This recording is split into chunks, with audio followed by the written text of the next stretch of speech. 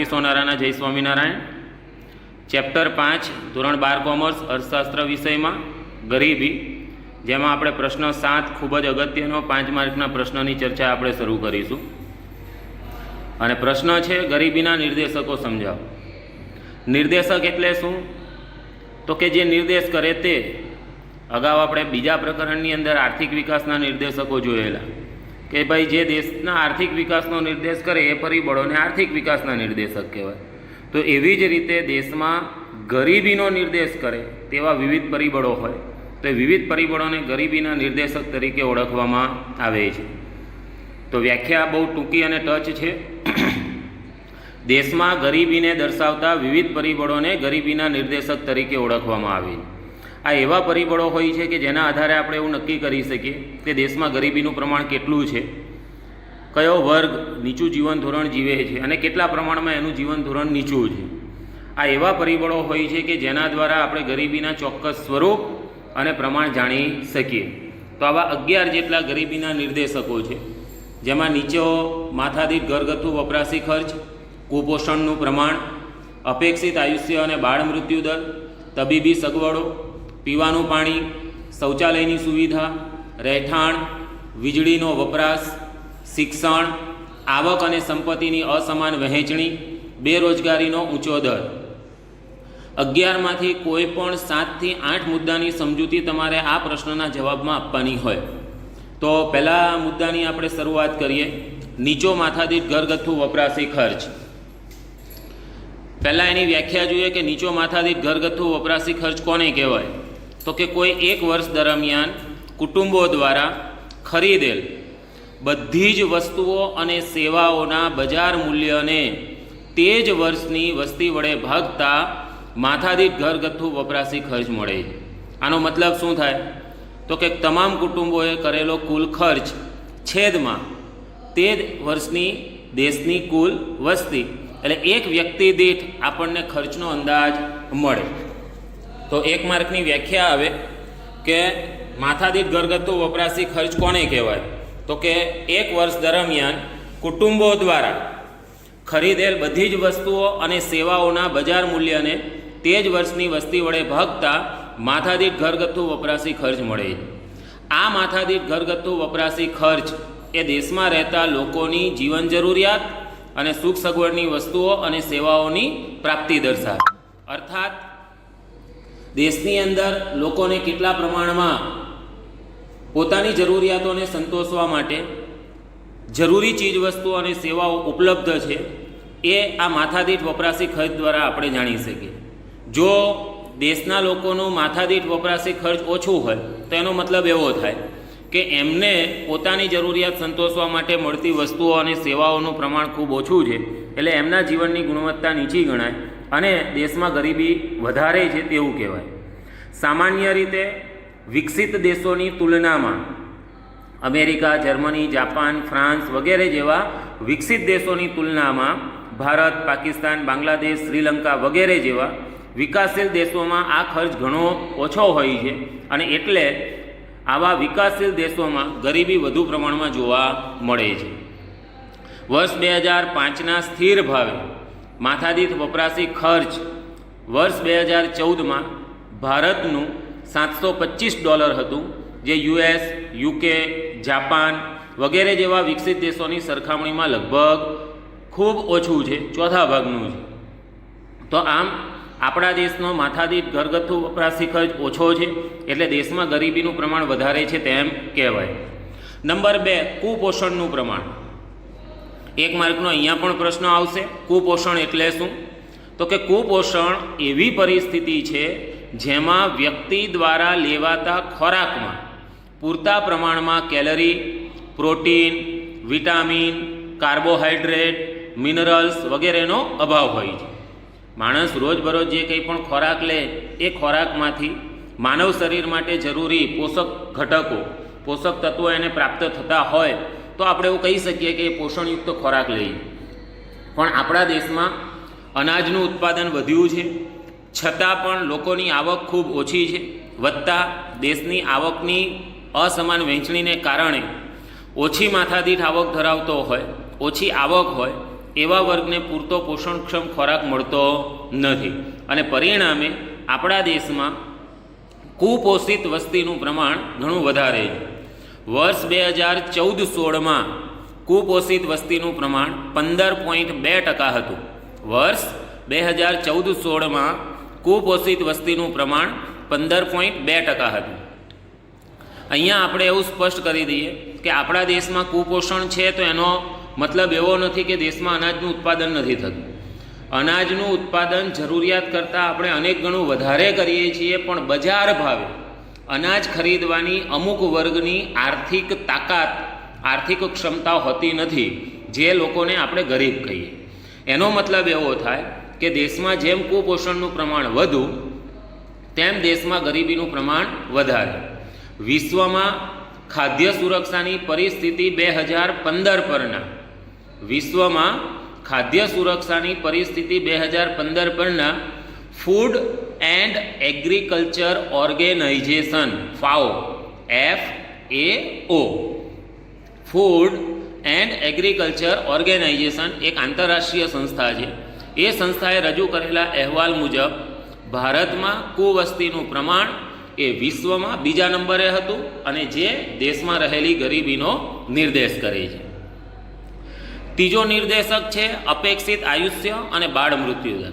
આ બંનેની વ્યાખ્યા આપણે ચેપ્ટર 2માં જીવનના ભૌતિક ગુણવત્તા આંકમાં જોઈ છે અને એ વખતે પણ મેં કીધેલું કે આ બે વસ્તુની વ્યાખ્યા બીજા પ્રકરણમાં, 5મા પ્રકરણમાં, 7મા પ્રકરણમાં અને 11મા પ્રકરણમાં એમ 4 પ્રકરણમાં રજૂ થઈ અને મોસ્ટ આઈએમપી.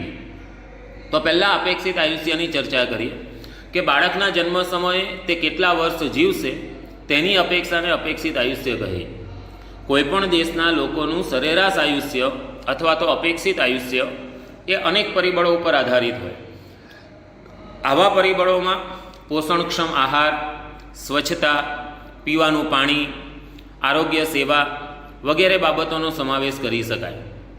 હવે જે લોકો ગરીબ છે એવા લોકોને પૂરતો પોષણયુક્ત ખોરાક પ્રાપ્ત થતો નથી, ગંદા રહેણાંક વિસ્તારોમાં રહેતા હોય, પીવાનું ચોખ્ખું પાણી ઉપલબ્ધ ન હોય, આરોગ્ય વિષયક સેવાઓ પ્રાપ્ત કરી શકતા ન હોય, એટલે ગરીબ વ્યક્તિ આ બધા પ્રકારની સગવડો ઓછી પ્રાપ્ત કરતો હોય, તેથી તેમનું સરેરાશ આયુષ્ય નીચું રહે છે.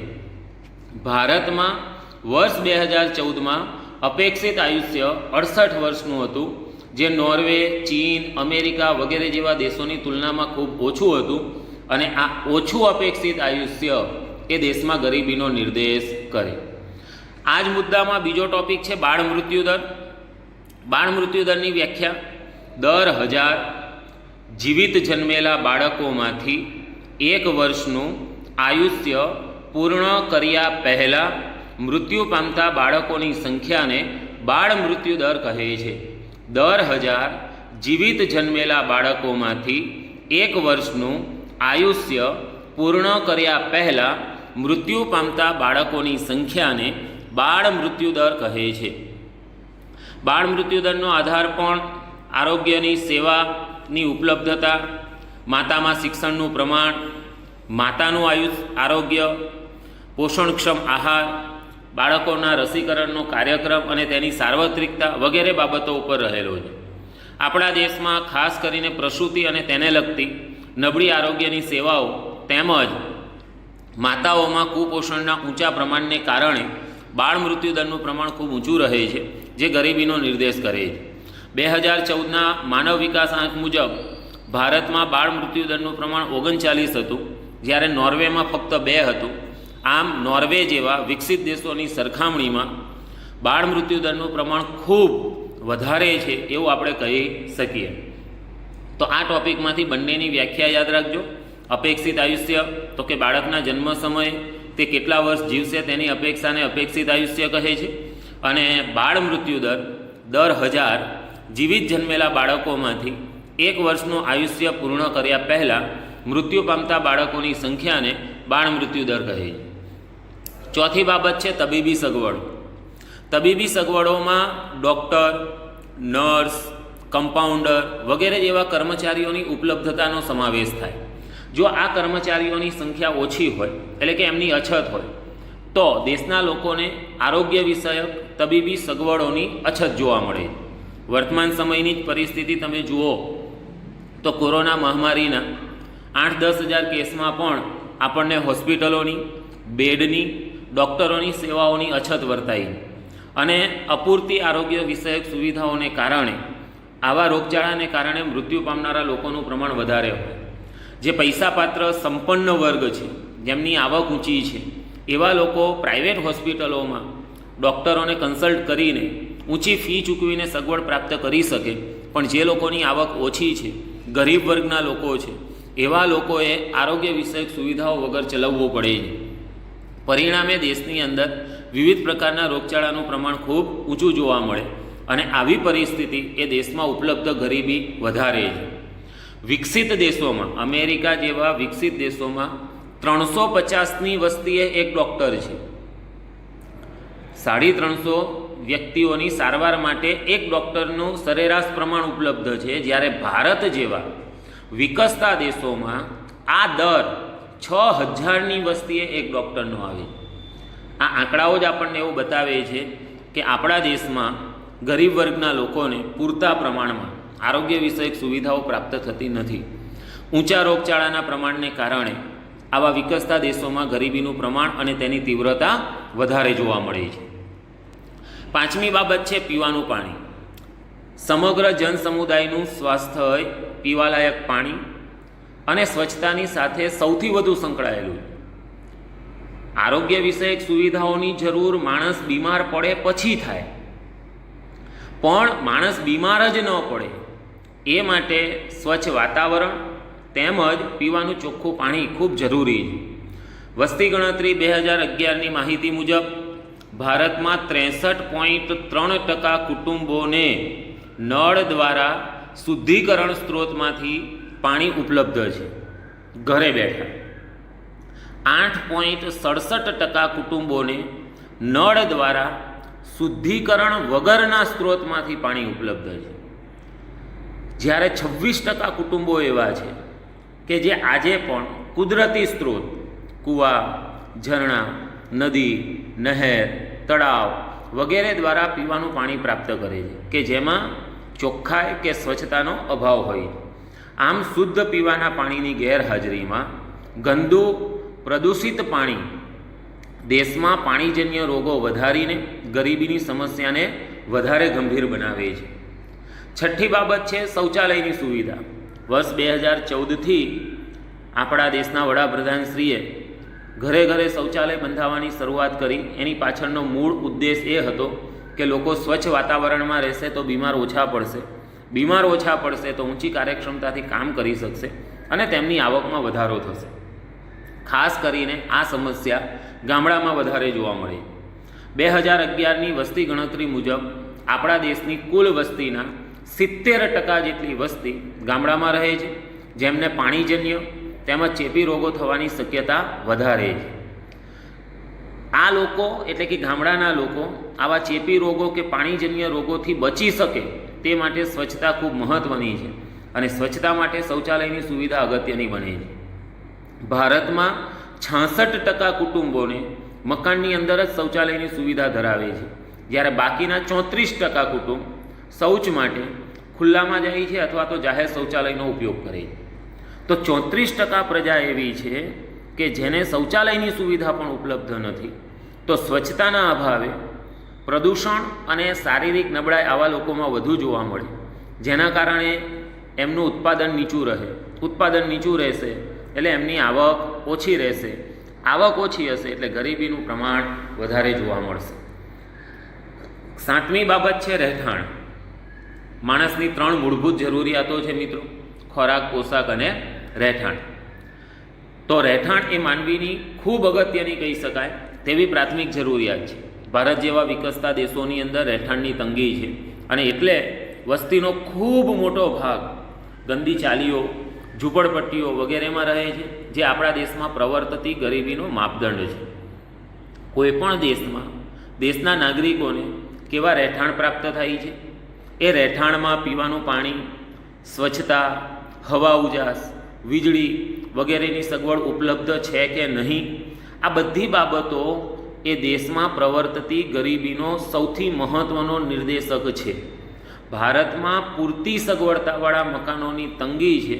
મોટાભાગના લોકો એક રૂમની સગવડતાવાળા મકાનમાં રહે છે અને એમાં પણ પાછું કુટુંબમાં સભ્યોની સંખ્યા 5-7 હોય. એક અંદાજ પ્રમાણે દેશની 60 કરોડ વસ્તી, દેશના 60 કરોડ લોકો બિન આરોગ્યપ્રદ અથવા તો જીવન માટે જોખમી એવા મકાનોમાં રહે છે. આ બાબત એ ગરીબીનો માપદંડ કે નિર્દેશક બને છે. 8મું છે વીજળીનો વપરાશ. દેશની અંદર ઉદ્યોગ, સેવા, કૃષિ ક્ષેત્રમાં ઉત્પાદન વધારવા તેમજ લોકોની રોજબરોજની જીવનની ગુણવત્તાને જાળવી રાખવા માટે, સુધારવા માટે વીજળીની સગવડ ખૂબ મહત્ત્વની છે.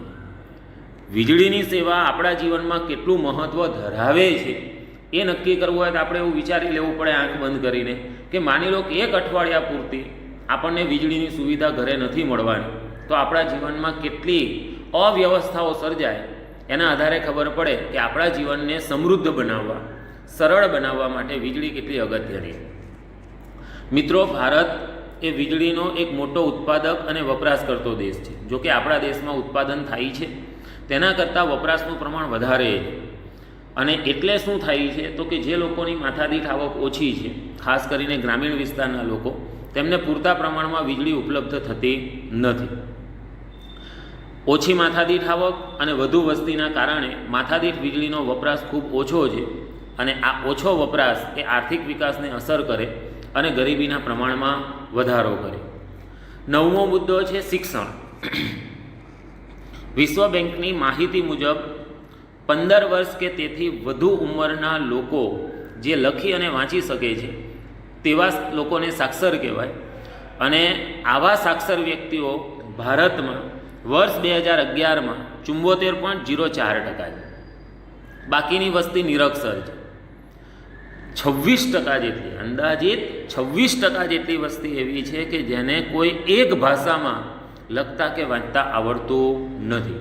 હવે મિત્રો વિચારો કે લખવા વાંચવાની ક્ષમતા પણ નથી એવા આ લોકો રૂઢિચુસ્ત હશે, વહેમી હશે, નસીબ પર આધાર રાખીને બેસી રહેવાવાળા હશે, કાર્યક્ષમતા ઓછી હશે અને આ બધી પરિસ્થિતિને કારણે એ લોકો નવા પરિવર્તનો અપનાવી શકતા નથી, નવા રોજગારીના ક્ષેત્રો શોધી શકતા નથી અને પરિણામે તેમનામાં આવકનું પ્રમાણ નીચું રહે છે અને એટલે ગરીબી વધે છે.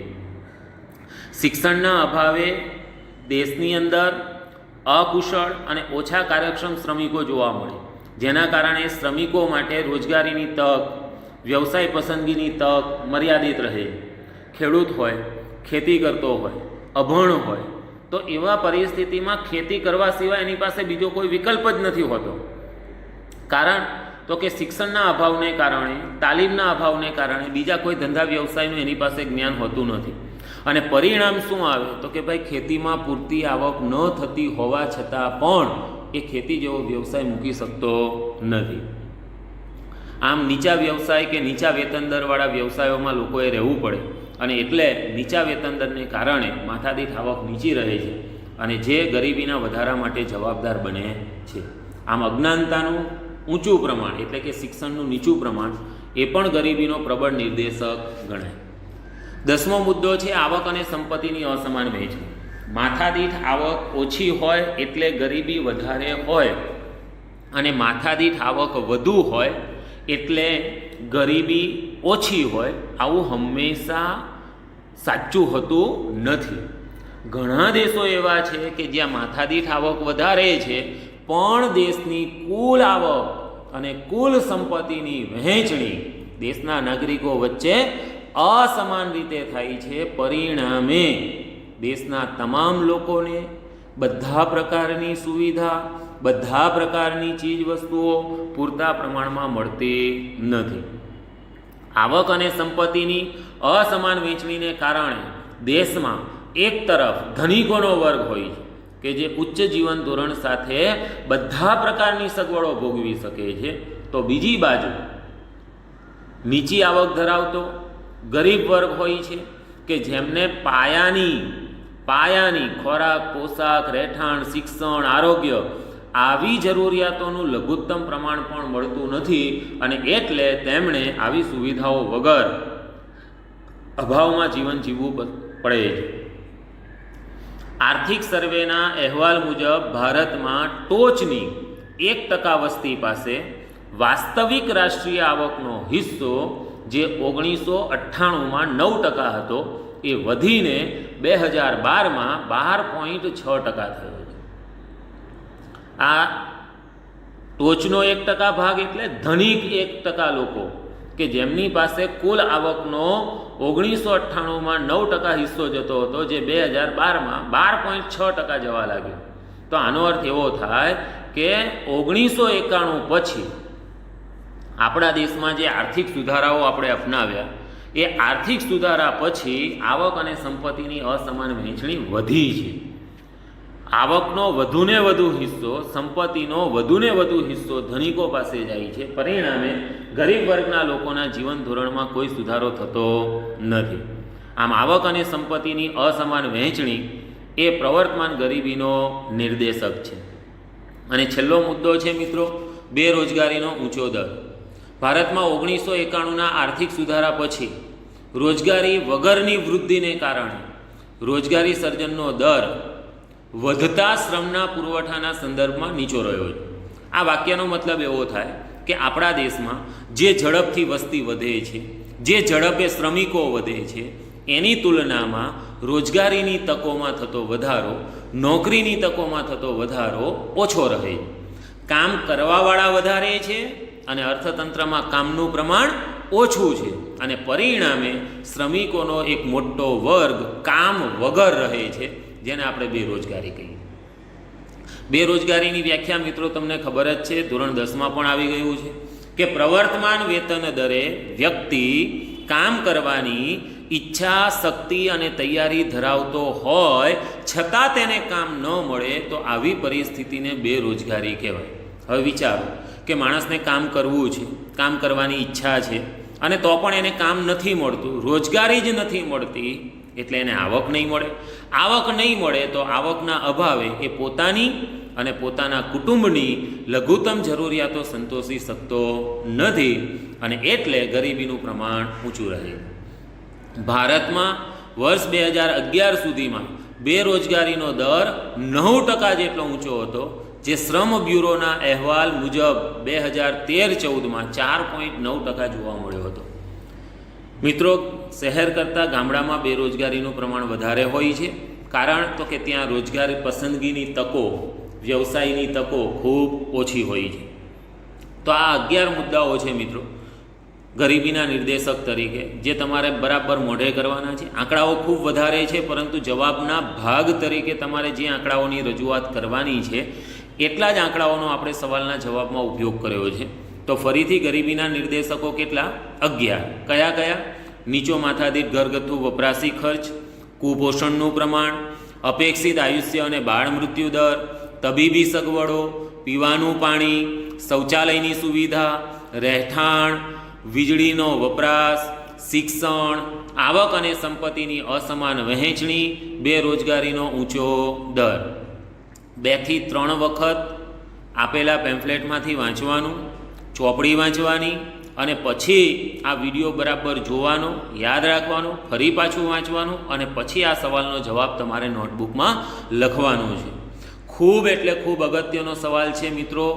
વર્ષ 2020માં પણ આ પ્રશ્નો પૂછાયો છે, એટલે મહેરબાની કરીને બહુ જ કાળજીપૂર્વક આ પ્રશ્નના જવાબને તમે તૈયાર કરજો. જય સ્વામિનારાયણ.